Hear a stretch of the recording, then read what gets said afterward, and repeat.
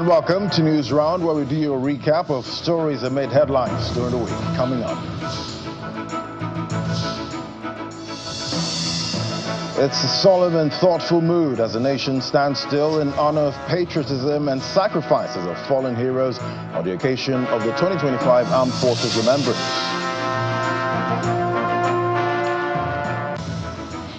And criminals vandalized the 132 kV transmission line, disrupt power supply to Maitama, Wuse, Jabi, Life Camp, Asokoro, Tako, and Mabushi.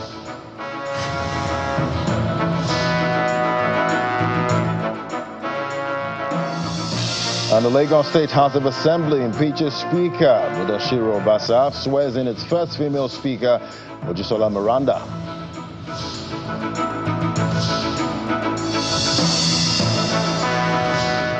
Plus, various reactions greet Israel-Hamas ceasefire deal.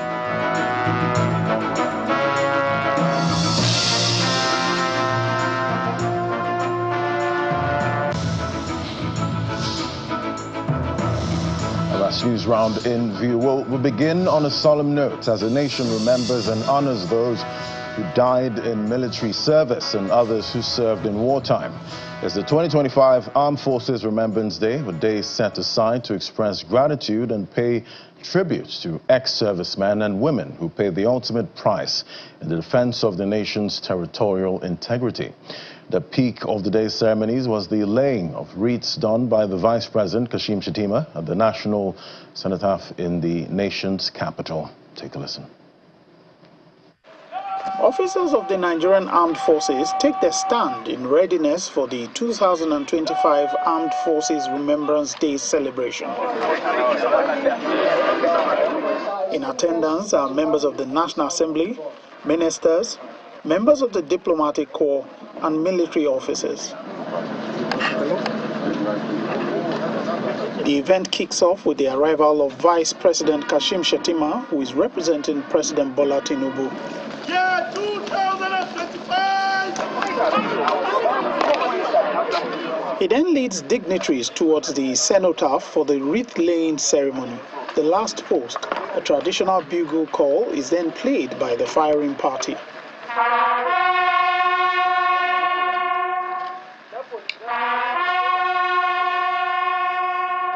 And as the last notes die away, prayers are said and a 1-minute silence is observed. It is then time for the wreaths to be laid.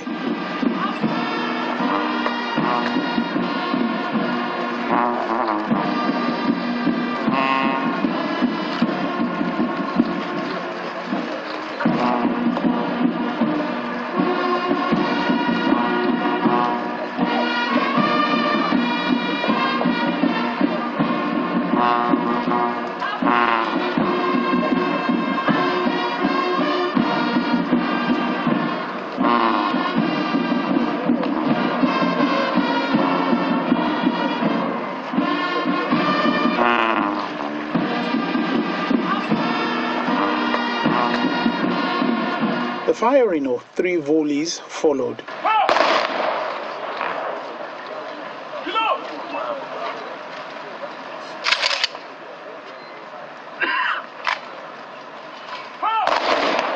And the pigeons, a symbol of peace, are released.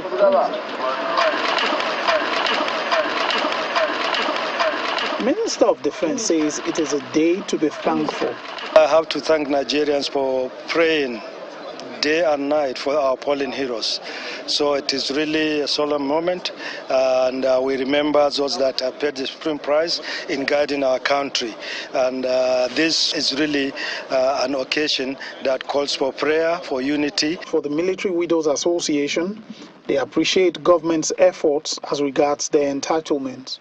Well, the federal government have been trying their best. It has a stage, it's stage by stage. It's not that when your husband dies immediately, they will give you the entitlement. There are some records that follow. The next of kin, who is to collect this, who is to collect that, they will prepare the paper, and when it is time, they will give you. The only thing we're fighting for now is our insurance. The life insurance, they've paid some army people, Navy and Air Force, and some army people are still waiting for their own, and they've assured us that very soon they will pay. It has been a solemn ceremony, and it's one that reminds us to honor the sacrifices of those who have served, while remembering to appreciate and salute those who are serving now for the progress and unity of this great country. From the National Arcade, Lanre Lasese, Channels Television News. Well, call it a rude shock for Mr. Mudashiru Obasa, and you may not be wrong, as he was impeached by members of the state legislature, accusing him of multiple statutory and financial infractions. Mr. Obasa served from June 2015 until he was impeached on January the 13th, 2025, becoming the second longest serving speaker in Lagos. He was subsequently replaced by his deputy, Mojisola Miranda. Mrs. Miranda, who represents Apapa Constituency 1, was a former chief whip of the House and now makes history as the first female speaker, while Mr. Mujib Fatai is now the deputy speaker of the House. It's an emergency plenary session at the Lagos State House of Assembly, one that culminates in the impeachment of the Speaker, Mudashiru Obasa. Allegations against him are numerous, following a motion moved under the matter of urgent public importance by Femi Said. The former speaker faced accusations of a litany of infractions ranging from gross misconduct and poor leadership, which includes perpetual lateness to legislative sections and meetings, high-handedness and lack of regard of members, gross abuse of office and privileges, intimidation and oppression of members.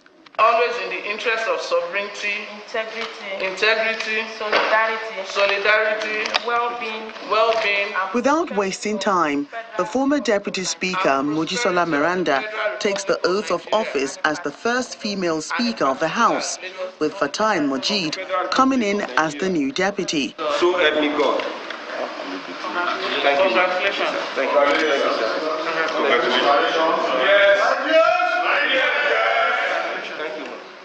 The clerk of the House, Olalekan Onofeko, is not spared as the lawmakers suspend him for alleged financial misconduct. Mr.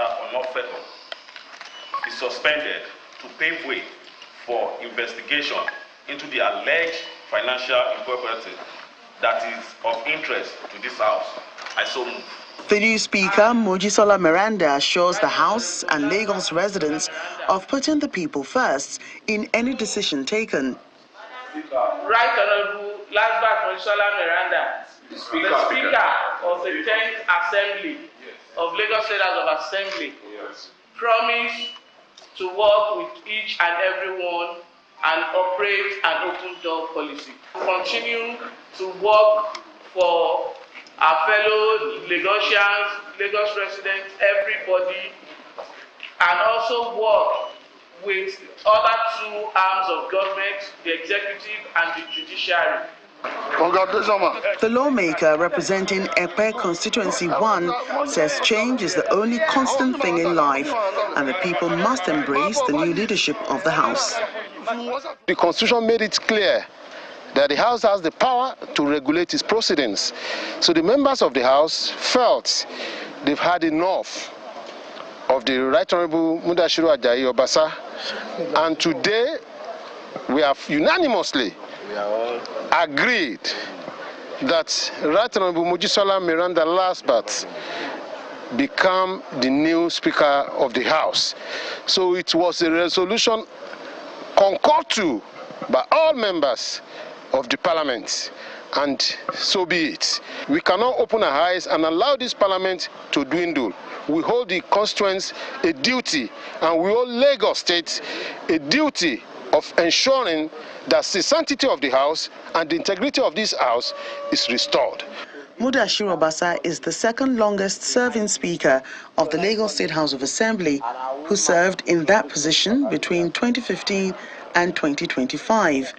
Before his impeachment, he received the 2025 budget estimate presented by Governor Babajide Sanwo-Olu in December last year. Mudashiru Obasa is now a floor member of the Lagos State House of Assembly.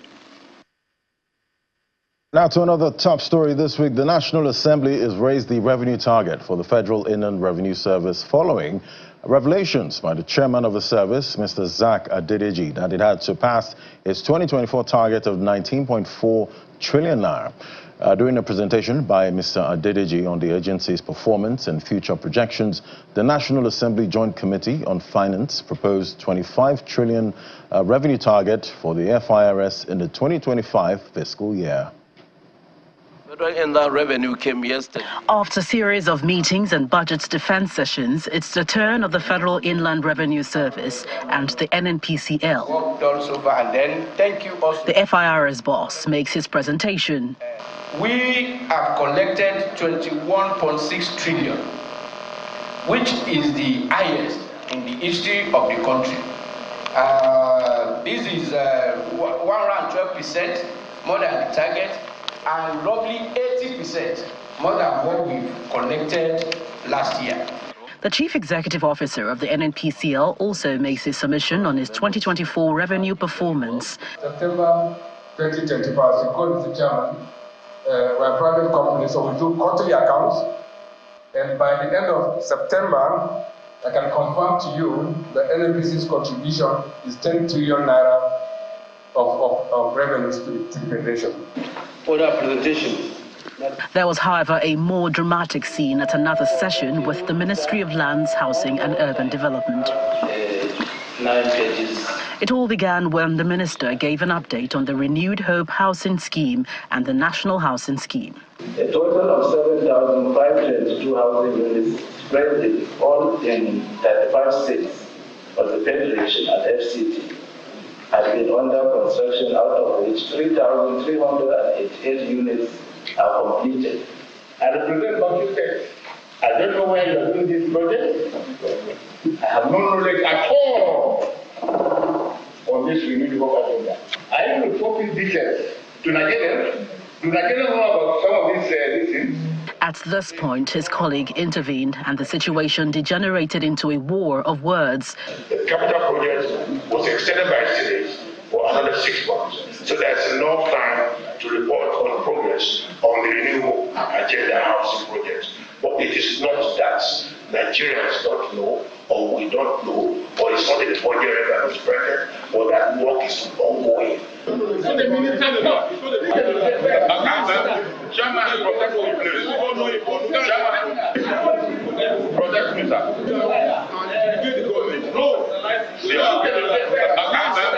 For several minutes, they bickered before calm was restored.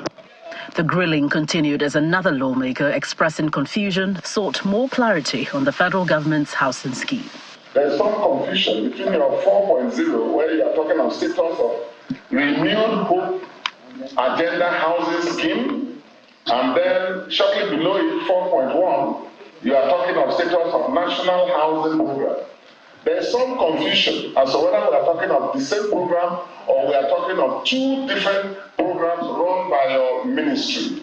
I would allow my directors to respond to this, especially the difference between the Renewed Hope Agenda program and the National Housing Program. I'm still also to be able to understand the difference between the 2. Chairman of the committee, Senator Aminu Tambuwal, then excused the Minister of State, directing him to return on Tuesday next week to provide a more detailed submission to the committee. From the National Assembly, Gloria Umezuke, Channels Television News. Welcome back, where we're still looking at the top stories for this week. In River State, natives of Buguma in Asari Toru local government and Bukuma in the Degama local government area have appealed to the federal government to put pressure on the NNPCL to clean up the environment and compensate them. This followed a major leak at the NNPCL's manifold, which was led to massive fire engulfing the area around the community. The crude leak, which has been on for a month, has now led to a fire which has been burning for days. It's a long trek from Buguma town in Asari Toru local government area to the riverbank, just across from where a raging fire blazes. The fire you see is burning at the Bukuma manifold. It is part of the NNPCL Shell joint venture, which is part of the Oil Mining Lease 15. Indeed, if you look very closely, you'll discover that one fire is burning, and there is another one that has just started. It's out of view, it's covered by the trees, but you can see the smoke coming out of there. This is the Buguma manifold, which is a part of the Nigerian National Petroleum Company Limited's oil mining lease OML 15. A youth leader accuses the military of being responsible for causing the leak, but asks the federal government to clean up their environment as he shows us the extent of the damage to the water. Oil theft and illegal refinery was at its lowest ebb, but all of a sudden we saw a military-grade helicopter shooting in this axis, sporadically shooting at a very low altitude.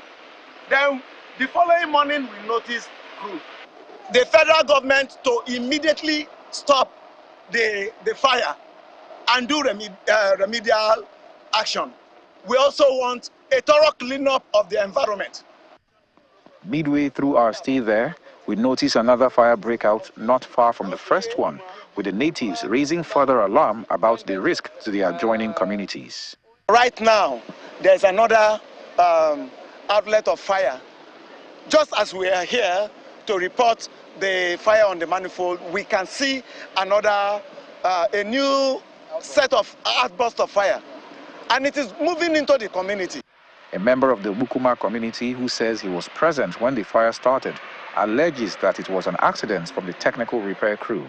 The crane was dragging something from the well to bring it out. What we saw was a spark. That's how came the fire. It was a spark that causes the fire.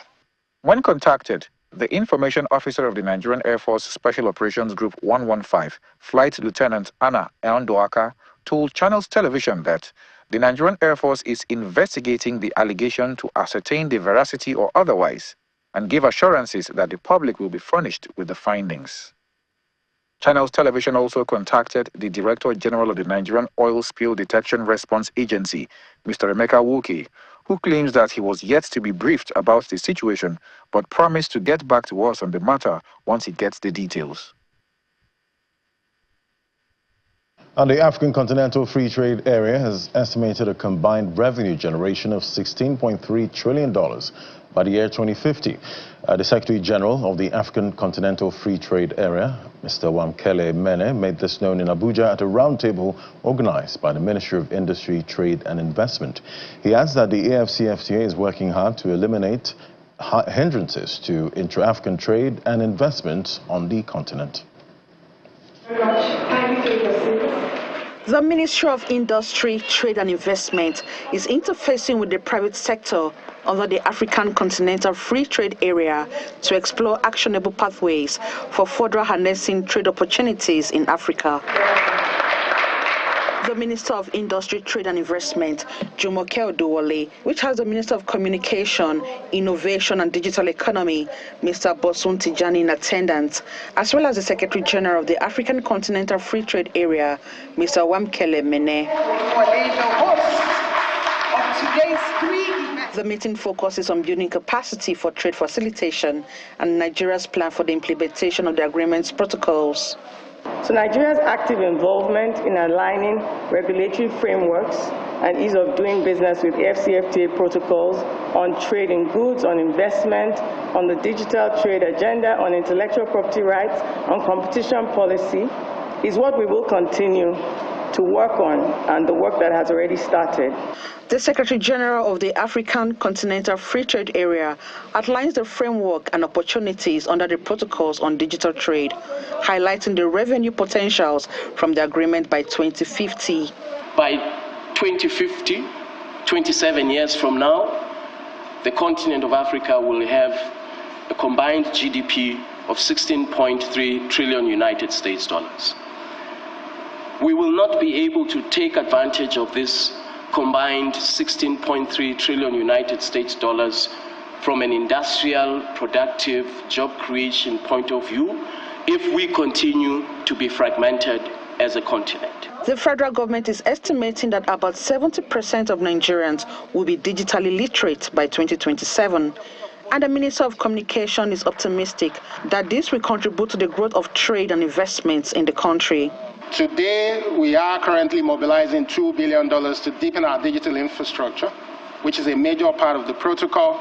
Digital inclusion is a major part of the protocol as well. we've established the largest talent accelerator program in the world, where we're training 3 million people today. And we have a significant mandate to ensure that by 2027, Nigeria can actually ensure that 70% of our people are digitally literate. The meeting is also attended by members of the private sector as the government hopes to promote digital trade and create job opportunities in Nigeria through the agreement. Emanuela Ekele, Channels Television News. And the Minister of Power, Mr. Adebayo Adelabu, has voiced his frustration over the constant attack on power infrastructure across the country by vandals.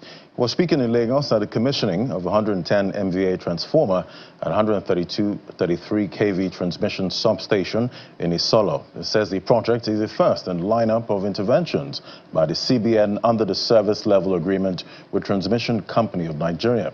The minister also tasked the distribution companies on more investment into the downstream power sector. This is the Isolo transmission substation. It has just been kitted with a 110 MVA transformer and therefore becomes the first in the series of lined-up interventions by the Central Bank of Nigeria's service level agreement with the Transmission Company of Nigeria. The Minister of Power, who is joined by other power sector officers at this event, speaks to the level of investment required, the modest successes recorded, and the challenges of vandalism. It can be very, very discouraging, it can be very, very depressing when you completed transmission installations and just few days or few weeks after, they are brought down by vandals. They are demolished and destroyed. This is an act of sabotage, and it shows that we don't love ourselves. This does not happen in any other parts of the world. A lot of places are in darkness today, not for wanting of electrical installations, but by self-inflicted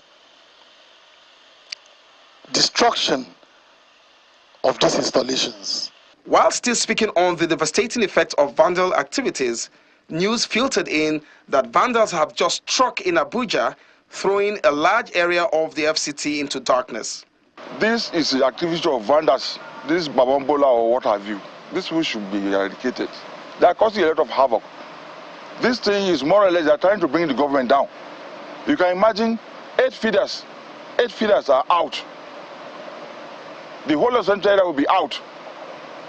And this thing is affecting 6 conductors, 6 cables, one by 500 mm SLPE cable. It's not something we manufacture in Nigeria. And doing this termination, we must bring in experts. Though we have our people, but despite that, we need some people to guide. We don't have that technology. Now the whole of this Central area will be out. It's pathetic. They have been vandalizing our line outside. That is the overhead. We are still battling with that, and now they are coming to this. Honestly, if you ask of my opinion, this is politically motivated. And honestly, something needs to be done. Babambola should be banned. Otherwise, they are going to do worse. Back at the event, we asked the minister the status report on the cement deal with Nigerian government. We are just about starting the pilot project when this government came in. And within a year and a half, we have almost completed the pilot project of the Siemens project. Pilot phase of the Siemens project, where we have imported, we have installed, we have commissioned 10 power transformers, 10 mobile substations. And this is what actually convinced Mr. President and the Federal Executive Council in December last year for them to give us the go-ahead and approval to proceed into the phase 1 of this project.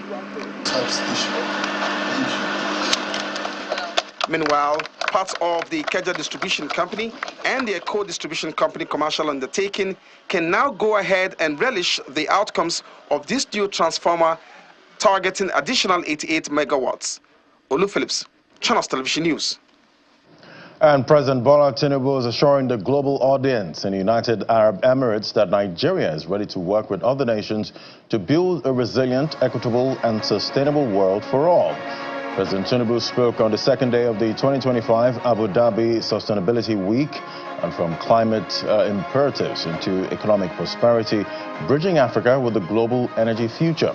He declared that no single nation can walk the road to sustainability alone, stressing that global interconnectedness demands collective action, knowledge sharing, and mutual support.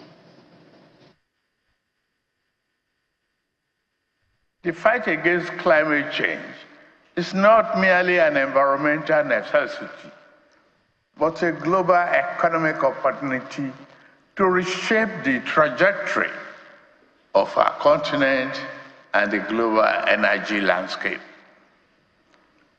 As leaders, stakeholders, and citizens of our planet, we stand at a crucial and critical junction in human history. We have embraced the vision of sustainability that aligns with global aspiration while addressing the local realities.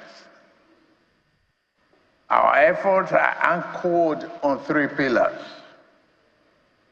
energy transition, climate resilience, and sustainable development. My administration, we recognize this problem from the word get-go, from the inception.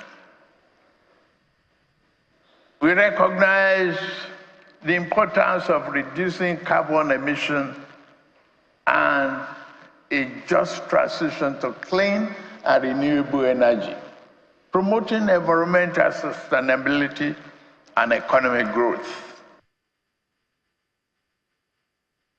Well, as a long-awaited ceasefire in Gaza was announced on Wednesday, displaced Palestinians celebrated and expressed both relief and fear while hoping that the agreement would hold. We've seen various reactions from several people who have been affected by the 15-month-long war between Gaza and Israel. And those were the top stories for this week. Thank you so much for watching. I'm Ladi Williams. Bye for now.